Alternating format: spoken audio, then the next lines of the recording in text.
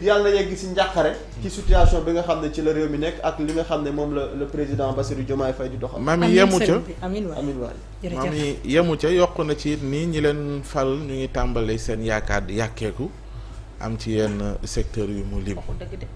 maa ngi jàkkaarloog lettre Bourgi bi.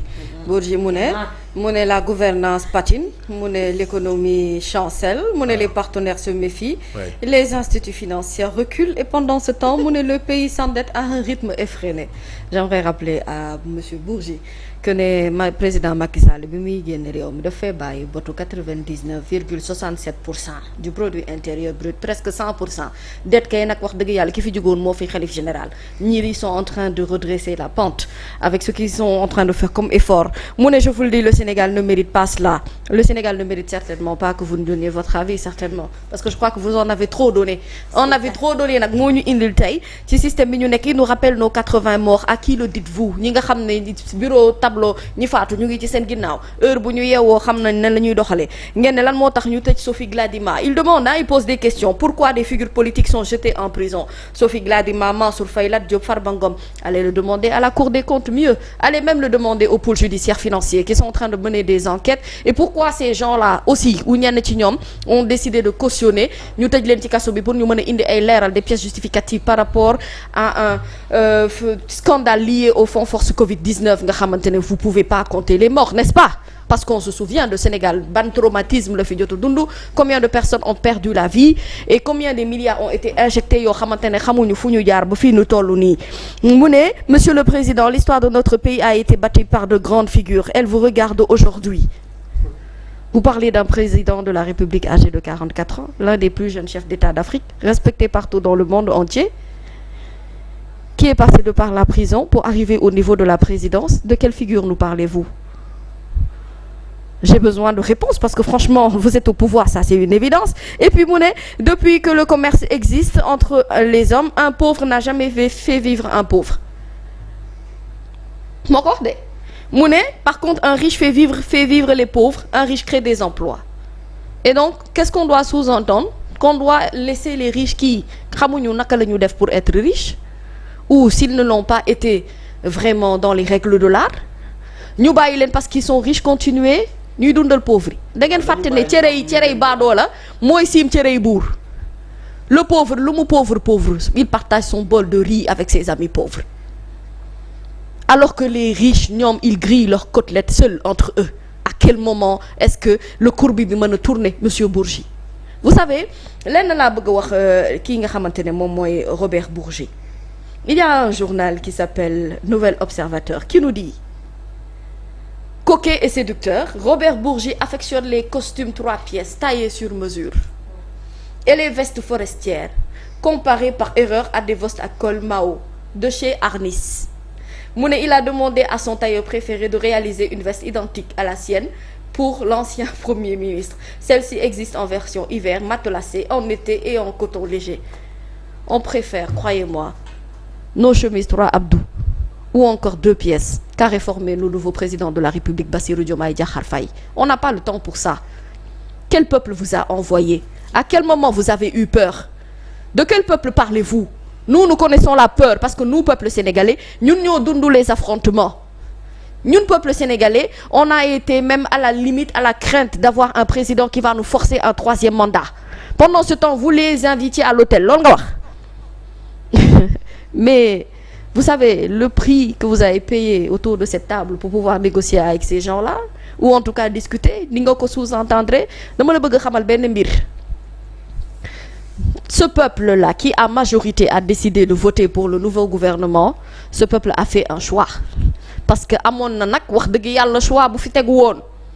Et depuis qu'ils sont en train de diriger ce pays, ñun ñëpp on est conscient des souffrances que vous je me demande même ndax xam nga souffrance bi lan la. En réalité, vous savez quoi? Une rupture est apportée par rapport à la vision qu'a ce nouveau gouvernement sur aujourd'hui les relations internationales. Vous n'êtes plus ce que vous étiez parce que le président Bassirou Diomaye Faye clairement a une lecture simple de aujourd'hui li nga xamante ne moom mooy relation yi nu mu war a mën a demee. On a une vision africaine qui certainement n'arrange pas beaucoup de gens, mais aujourd'hui on a une économie à redresser.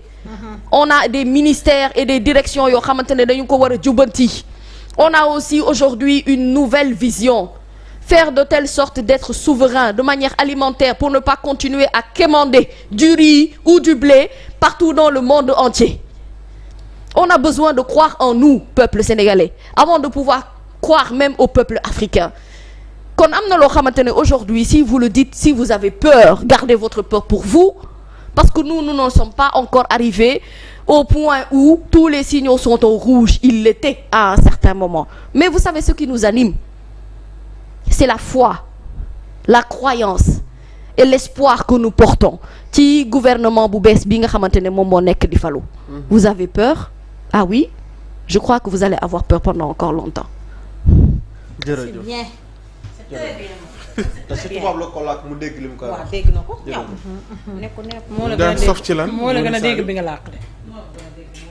ci la doon ñaanee xaalis ah. li mu naan ña leen fal ñu ngi tàmbalee am désespoir waaw bokk na ci lim ci yokku wax ci koom bi fi mu toll ak yooyu ak ñi mu wax ni ñu ngi leen di lebal ndax jéem nañu lijjanti ba xam koppar yooyu ci li muy bàyyeekoo yooyu yëpp feeñ na ci pour nga wax ci lan yow. moom moo laaj loolu Robert. waaw Robert. Ce monsieur-là, moi je Nabou, ce monsieur, moi je le considère comme un petit menteur.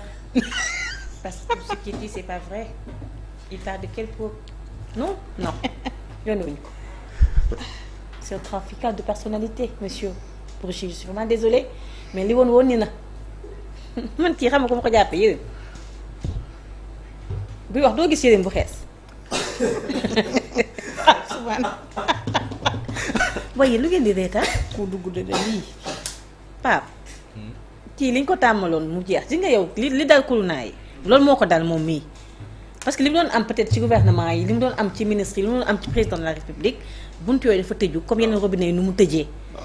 gis nga ñuy toog ci plateau yi di jëfóor ñoo ko Robert man dama jàpp ne li Gambie di wax CMCM. CMCM 6 et 9 wallaahi parce que li ñu daan am amatuñ ko nii rek la ñu mën a def moom kan moo ko yónnee.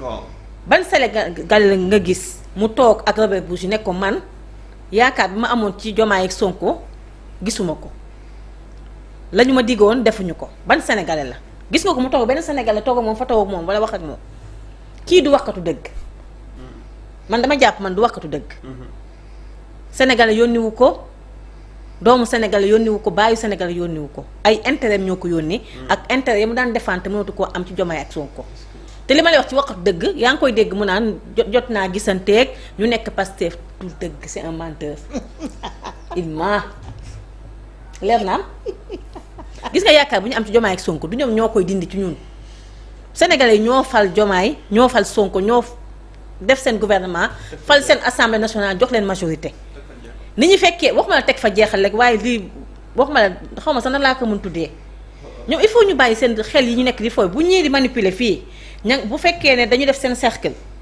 ñoom comme ay lobby ñii ñoo raw franc-maçon sax merci beaucoup koo xam ne yow mallette rek nga xam laaj ko kañ la gëj jot mallette ndax bi nguur gi ñëwee ba tey jot na mallette ndax nit yónni na ko ne ko demal utal ma mallette amul léegi bu fekkee loolu nga daan dundee loolu amatul yow instant bi di nga jéem a xool nan ngay mën a def ba yàqal ñi fi nekk mënu leen a yàqal ndax ñooñu ba ñuy jóg ba ñuy sonn moom fekk na mu ngi ci lu neex li bi nañu di dee fii nekk ci peur moom bi nañu tiitee moom waxul fii nit tiit na fee tiit ba boo génnee di jënd ji mburu ñu la tekki sa bracelet bi nga takk ndax tiit nga tiit ba ne à tout moment bal mën na dal sama kaw ba dee comme ñi dee fekkee wuñ ko kon bu ñu sonal ak ay damaa tiit ka tiitoon na